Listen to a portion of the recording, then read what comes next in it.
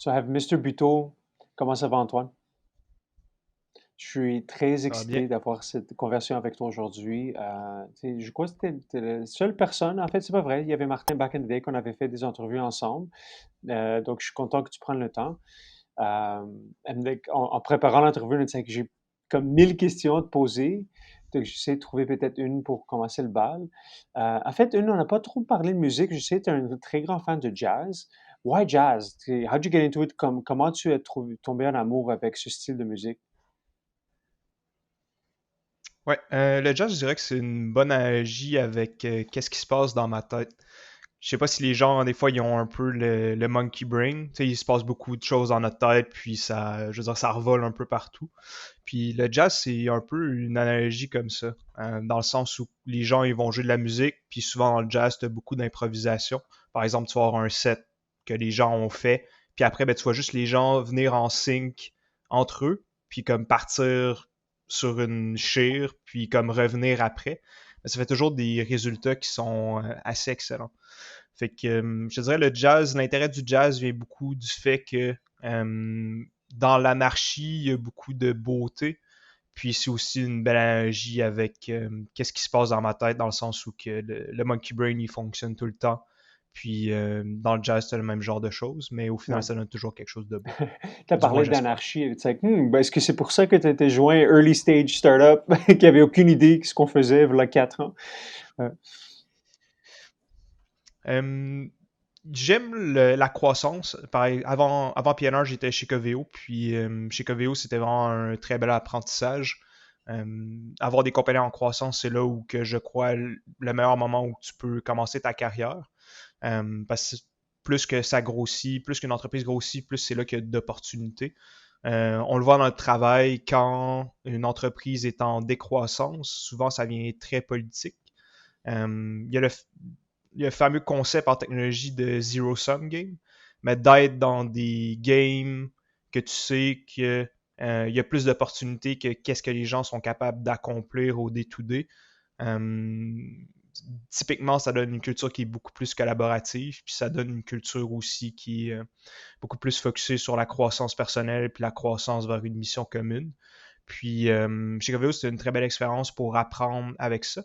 Mais je voulais me dédier plus au côté business qu'au côté technologique. Puis votre background à toi, à JF et à Martin, puis la mission de PNR, qui était d'aider les entreprises à croître plus rapidement avec un pace d'exécution qui est beaucoup plus élevé.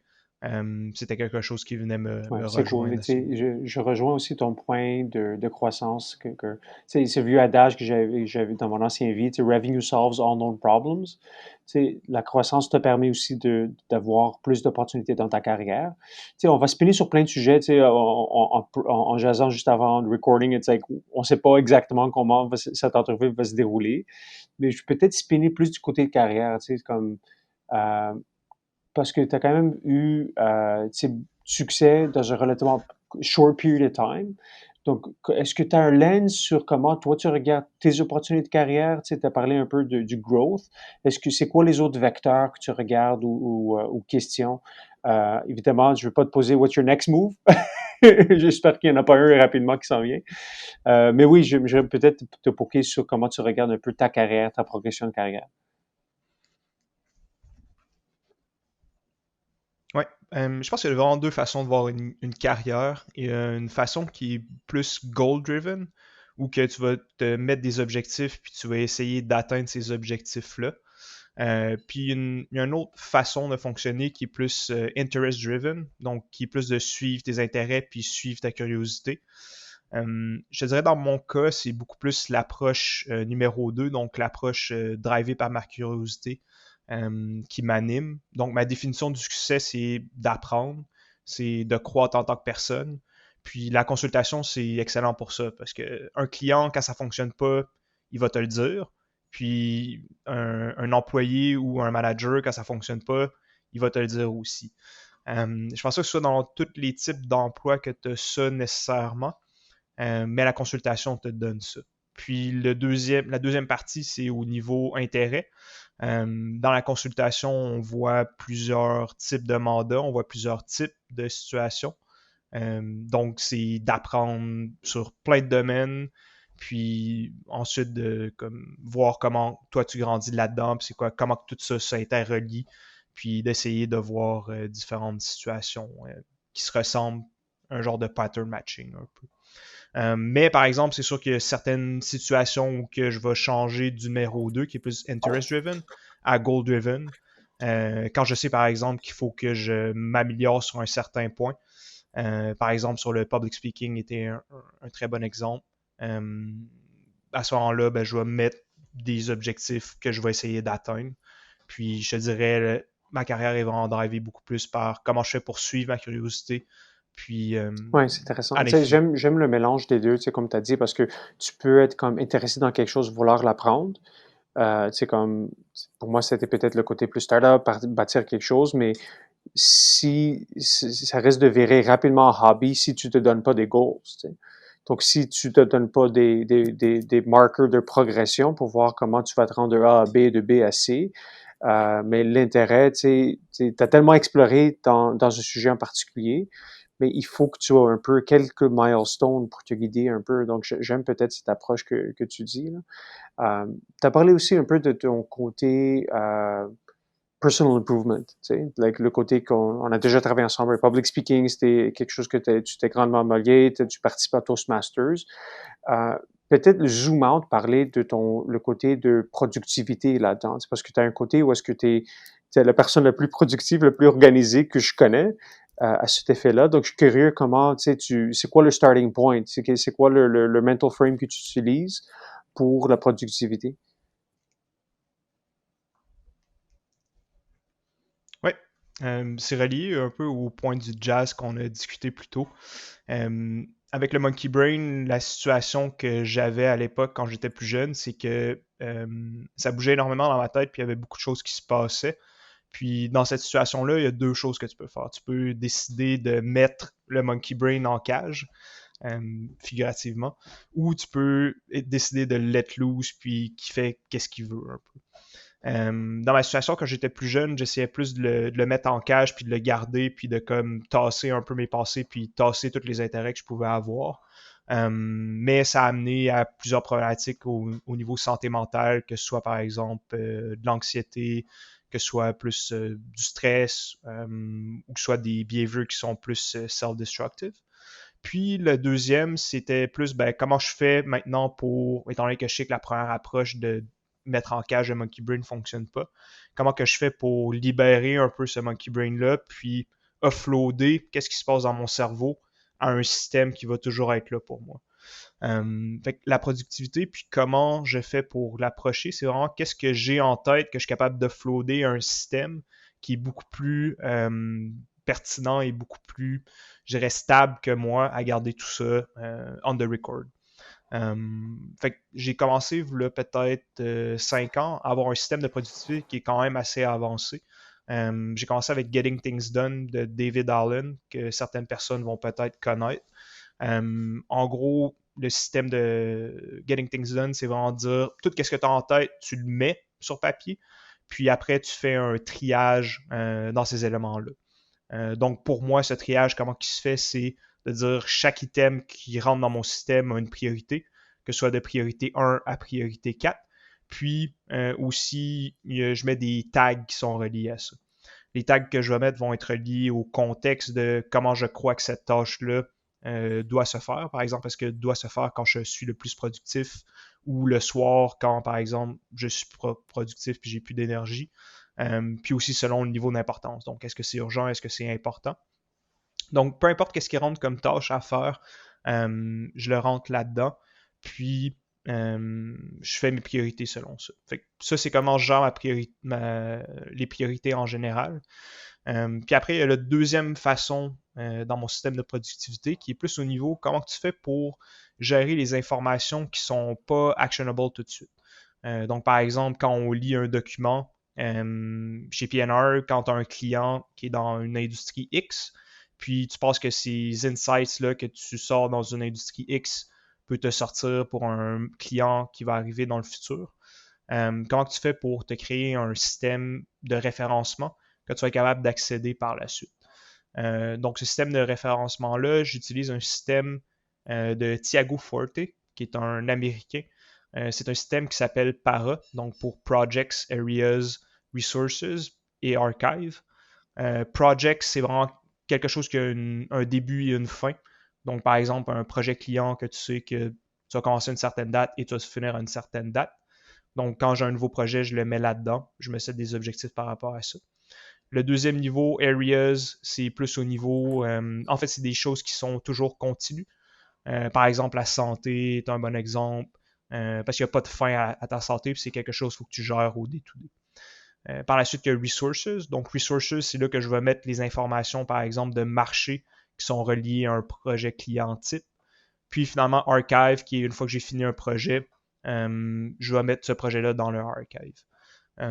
Fait avant, j'utilisais Evernote, qui est plus un système un peu de file and folder, où tu as des books, puis ces books-là, c'est des notebooks, puis à l'intérieur du notebook, tu as des notes. Mais depuis quelques temps, j'utilise un outil qui s'appelle Roam, qui est une belle innovation là, par rapport à comment gérer Ouais, ton c'est quand même quotidien. très. Tu me l'as déjà montré. Sur Full Disclosure, je connais un peu, tu sais, comment tu utilises Evernote et Roam, bien sûr. Et je trouve que c'est tellement intéressant sur comment ça peut t'aider à, comme tu as dit, avoir un peu un deuxième cerveau et vraiment t'aider à t'améliorer. C'est un côté-là que je fail complètement. Donc, je te regarde, it's like, je dois up mon game à ce niveau-là. Est-ce que tu peux peut-être partager un exemple dans un des areas, je suis curieux de savoir, parce que c'est un, comme tu as dit, health is one, peut-être tu peux parler health and fitness, ou si tu as d'autres areas, que plus dans tactique, comment ça t'a aidé, qu'est-ce que tu track? Ouais. Donc dans Roam, juste pour donner un peu de contexte aux gens qui écoutent ça à la maison. Roam, c'est quoi la grosse évolution comparativement à Evernote? C'est que Evernote, tu avais des folders qui étaient tes notebooks, puis ensuite tu avais tes files qui sont des notes. Roam vient changer ce paradigme-là où chaque note que tu as, mais chaque aussi texte que tu mets dans Roam est un file. Donc, qu'est-ce que ça permet de faire? C'est que ça permet de référencer toute l'information en fait que tu mets dans Roam. Donc, il appelle ça du bidirectional linking. Ou par exemple, si je cherche le concept de health, ben genre tout ce qui est relié à health dans mon système de notes. Donc, je dirais pour ça, puis comment que je le fais, le tagging, puis comment que je suis capable d'avoir des notes qui sont reliées à ça. C'est que chaque matin, je commence avec 3 questions, qui est How do I feel? Qu'est-ce que je suis grateful of aujourd'hui? Puis qu'est-ce que j'ai besoin de prioriser? Puis par la suite, je fais aussi un score sur mon sleep, puis sur mon energy level. Puis je traque aussi un peu la nourriture que je prends pour voir, ben, par rapport à ma santé, est-ce qu'il y a quelque chose de la journée d'avant ou dans la journée même que j'ai pris ou que j'ai mangé ou que j'ai fait, mettons, je me suis couché plus tard ou j'ai mangé telle chose que je sais qui me rend plus anxieux. C'est quoi l'effet que ça a eu sur moi. Fait qu'au fur et à mesure, c'est vraiment de dire, ben, je sais que telle nourriture, ça me rend anxieux. Je sais que quand, mettons, je prends de l'alcool le soir, ben, le lendemain, je suis toujours plus fatigué, puis je suis toujours plus anxieux. Fait que c'est vraiment au fur et à mesure de tout le temps m'améliorer, puis d'être comme vraiment aligné avec qu'est-ce qui se passe, qu'est-ce que je mets dans mon corps, puis qu'est-ce qui ressort de ça. Fait que c'est comme ça que j'utilise. C'est vraiment un système qui te permet de tracker qu'est-ce que tu fais, puis par la suite t'améliorer sur ces différents éléments-là. Donc ça, c'est un exemple As-tu un hors exemple travail. qui n'a pas fonctionné? Tu sais, un mythe que tu as debunk, en tout cas peut-être pour toi, c'est quelque chose qui est comme populaire, mais finalement tu l'as testé and you're like, ah, that's not for me. C'est peut-être c'est good for other people, mais pour moi ça fonctionne pas. Les cold showers, je suis pas capable. Genre prendre des douches froides, j'ai pas vu d'amélioration. Fait que si dans la communauté plus de biohackers, les douches froides, c'est quelque chose qui est quand même assez populaire. Donc j'ai pas vraiment vu d'amélioration par rapport à ça. Euh, si j'ai pas Ah vu ouais, ok. vraiment de bénéfices. Intéressant. Tu sais, Fait que moi ça, je j'en te prends dirais, pas, c'en est un. pas beaucoup l'été parce que l'eau est pas assez froide. Mais ça fonctionne quand même. Tu sais, j'en ai pris probablement quelques centaines dans ma vie. Tu sais, donc c'est le use case pour moi, pourquoi je l'utilise, là, c'est après des sports, tu sais. Comme après une grande séance de sport, un Ouais. cold shower, ça aide, dans ma tête, en tout cas, à réduire l'inflammation. Ma copine toujours rit de moi, tu sais, je suis en train de grelotter dans le bain, tu sais, avec des glaçons. But it works, tu sais, and then you feel good. Mais j'ai pas la preuve scientifique que ça fait une grande différence. Donc, c'est peut-être aussi, tu sais, un peu psychologique à ce niveau-là. Mais je me sens mieux. So, it's like, peut-être j'ai ça comme feeling par la suite. Um, donc, ouais, intéressant, tu sais. Mais Faudrait que j'essaye comme les athlètes avec un bain complet de c'est un glace. peu ça que je fais, là. Tu sais, je remplis mon bain avec la glace. Mais bref, on divague peut-être un peu, là. Tu sais, t'as parlé de productivity tips, tu sais, on a parlé de carrière. Tu sais, there's so many parts I want to talk to you about, tu sais, en termes de ces deux sujets-là. Mais j'aimerais peut-être parler plus business, tu sais, like, pas parler de mandat ongoing. Peut-être une question broad pour commencer. C'est quoi un sujet présentement qui t'intéresse beaucoup, que tu veux apprendre, que tu es en train de lire dessus? Le sujet que j'ai beaucoup recherché durant la pandémie, c'est toute la notion de sense making. Donc, comment qu'on fait comme société, comme équipe, comme business et aussi comme individu pour faire sens du monde qui nous entoure. Un des gros défis en ce moment, c'est... En fait, le plus bel exemple, c'est on avait littéralement des exemples du coronavirus qui se passait en Chine depuis décembre, janvier. Mais comme société et comme business, on a réagi dans la plupart des cas en mars à la dernière minute quand on savait qu'il y avait un impact qui était déjà présent à d'autres endroits. Donc, c'est comment qu'on fait pour, comme société, de prendre l'information, puis par la suite de digérer cette information-là pour prendre des actions qui peuvent éviter certaines situations désastreuses.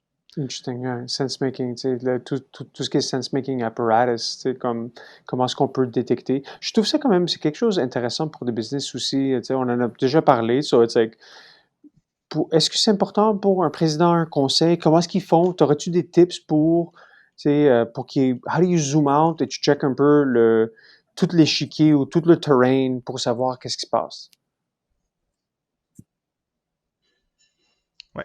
J'ai pas encore trouvé le. Je dirais que c'est c'est un domaine dans lequel il y a beaucoup de choses, il y a beaucoup de nouveaux frameworks qui se passent, puis c'est difficile des fois de savoir comme, OK, ben, comment je fais pour mettre ça en action.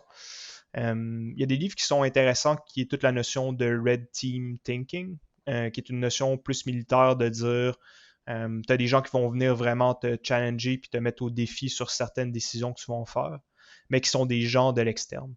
Fait que ça, je te dirais, là, si je prends un step back, la première chose vraiment que les gens doivent se rendre compte, c'est dans quel type de contexte ils sont.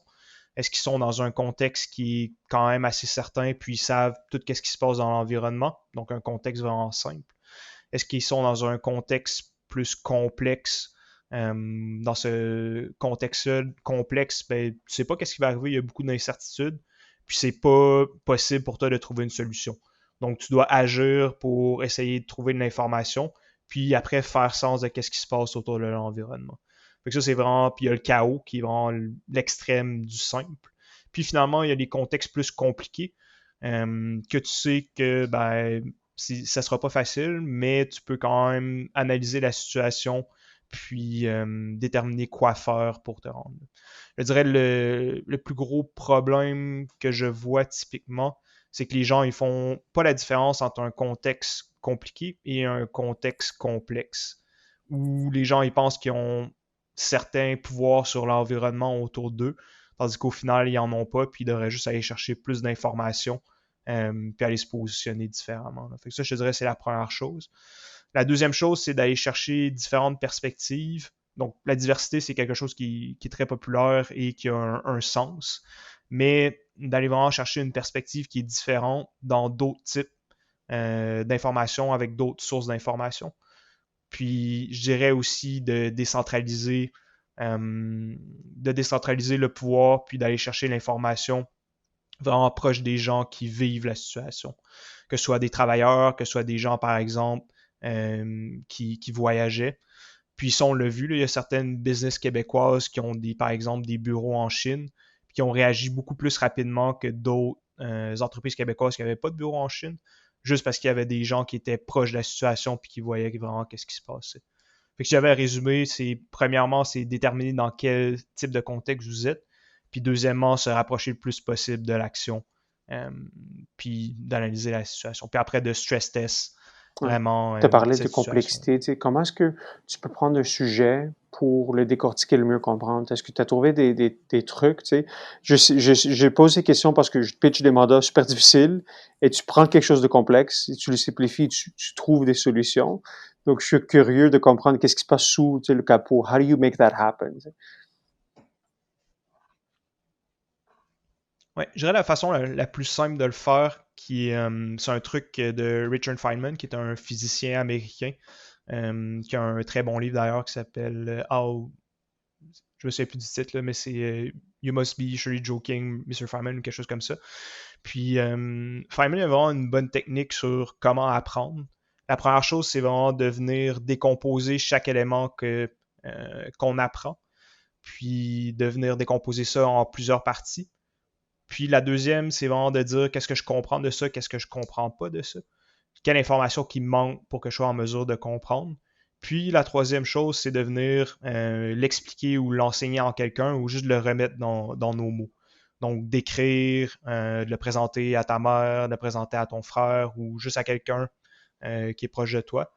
Puis finalement, c'est de venir répéter ça. Donc le concept de space repetition, où on vient prendre cette information-là puis le répéter dans le temps pour justement être en mesure de bien comprendre qu'est-ce qui se passe. Donc, je dirais la façon que moi je le fais quand je lis ou quand on a un mandat, c'est vraiment ça. Puis, dans un mandat plus typique, là, on sort un peu du learning personnel, on part plus au learning professionnel. En consultation, qu'est-ce qu'ils apprennent, c'est toujours de partir avec c'est quoi ton problem statement, donc qu'est-ce que tu essaies de résoudre, puis par la suite, c'est quoi les pièces en dessous de ce puzzle-là pour être en Ouais. mesure de le résoudre. Ouais. Mais qui est très C'est un similaire excellent comme livre. approche. Surely You Must Be Joking, Mr. Feynman. C'est l'aspect learning, tu sais, encore une fois, ayant parlé avec toi sur ce sujet, de décomposer quelque chose, le rendre simple dans des différents buckets, je trouve ça très puissant. Tu sais, on parle beaucoup de learning, tu sais, du monde d'affaires, de professional learning. Peut-être zoom out, parler plus de l'industrie. Tu sais, je sais qu'on riff beaucoup sur les sujets, mais qu'est-ce que tu trouves qui est un sujet important aujourd'hui qui n'a pas assez d'attention? Tu sais, il y a beaucoup de sujets qui ont l'attention médiatique, tu sais, ou sur Twitter et Reddit, mais qu'est-ce qui n'est pas assez couvert selon toi? Je pense qu'il y a une notion qu'on parle plus beaucoup au Québec, c'est la notion de progrès.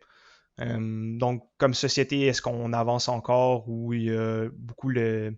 C'est un débat classique, là. Est-ce qu'on est vraiment dans une phase où que le progrès avance trop rapidement ou on est dans une phase où que le progrès avance pas assez rapidement?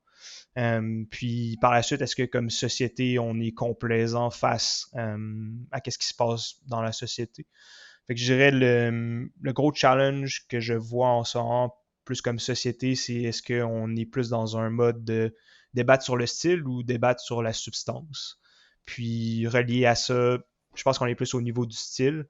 Puis si on se mettait plus au niveau de la substance, ben après, comme société, est-ce qu'on avance assez? Puis est-ce qu'on est capable de régler des problèmes rapidement? Euh, je sais que le système de la santé en ce moment, il y a beaucoup de stress qui se passe sur eux, mais le fait que, par exemple, on ait encore des fax est un bon exemple du fait que est-ce qu'il y a assez de progrès dans la société. Par la suite, est-ce qu'on a la structure pour être en mesure de soutenir, par exemple, les entreprises pour qu'ils soient en mesure de passer de jeunes pousses de start-up à des entreprises qui vont dominer plus à l'échelle mondiale? Est-ce qu'on met les réglementations en place pour favoriser ces entreprises-là? Donc, toute la question de comment on fait pour amener plus de progrès dans la société, puis juste régler plus de problèmes en tant que société, puis d'avancer tous ensemble.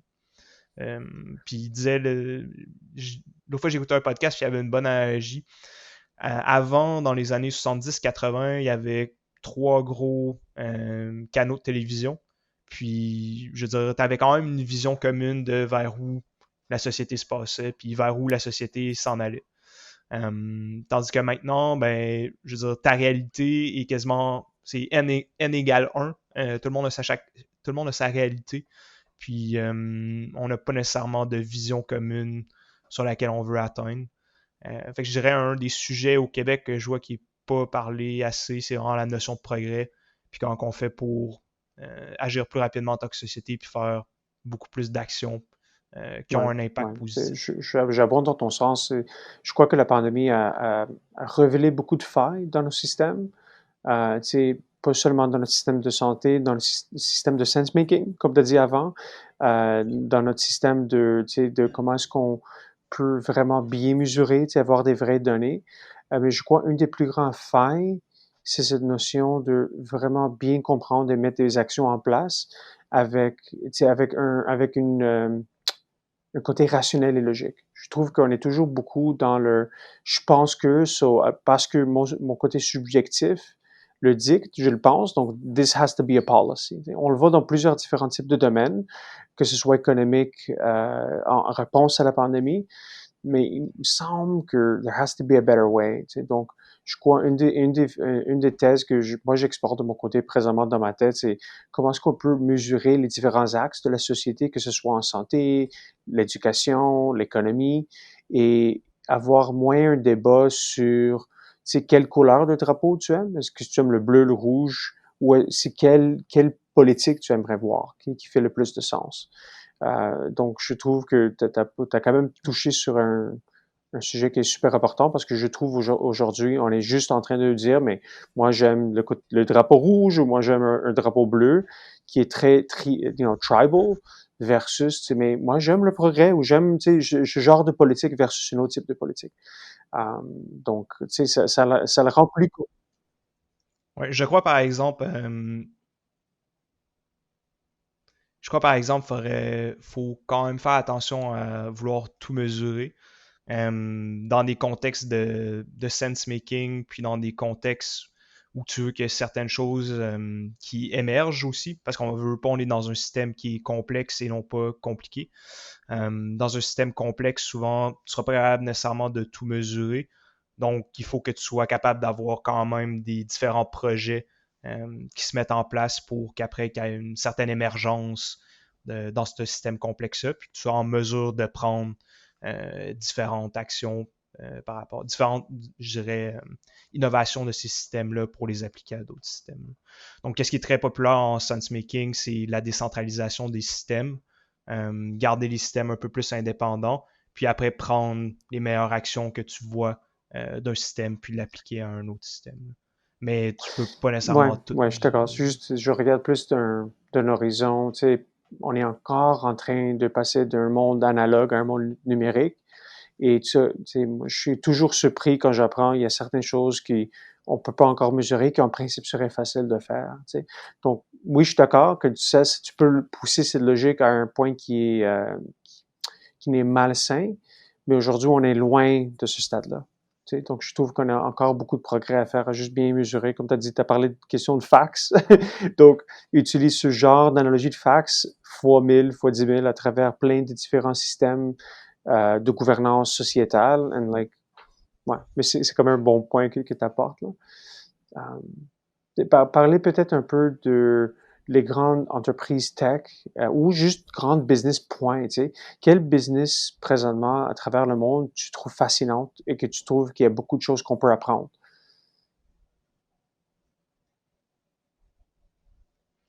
Je crois Amazon, c'est un bel exemple de qu'est-ce qu'on peut apprendre, puis quel type d'organisation ils sont. Amazon, je pense ils ont un set de principes qui sont très clairs, de toujours, par exemple, agir sur le client, toujours d'apporter de la valeur au client. Par la suite, il y a le concept de It's always c'est day one, ouais, c'est ça. It's always day one. Donc, toujours d'être dans un mindset de se réinventer, puis de pousser, puis de comment qu'on fait pour pas devenir complaisant, justement. Après ça, il y a le système plus de décentralisation. Donc, tu regardes Amazon, c'est l'exemple d'organisation qui est beaucoup dans le sense-making. Un exemple, c'est que, par exemple, AWS, qui est leur business plus d'info nuagique, est une entité qui est complètement différente de, par exemple, Amazon Retail. Euh, puis le fait que ce soit justement séparé leur permet de faire différents tests. Puis, par exemple, Amazon, quand ils ont fait l'Amazon Fire, qui était leur téléphone, ben, je veux pas, ils ont juste dit, ben, ça fonctionne pas, on arrête, mais ils ont quand même continué avec le Echo qui finalement est un succès. Donc, ils ont beaucoup l'innovation en tête, puis de faire des tests, puis après de prendre qu'est-ce qui fonctionne, de l'intégrer à la business. Donc, d'avoir ce set de principes-là, puis de toujours pousser plus loin. Dans le cas d'Amazon, tu te demandes c'est quoi la limite.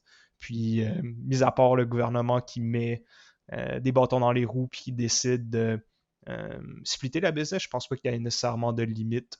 Puis, même s'ils décident de splitter la business, probablement que ça va faire plusieurs types d'entreprises qui vont avoir du succès. Là.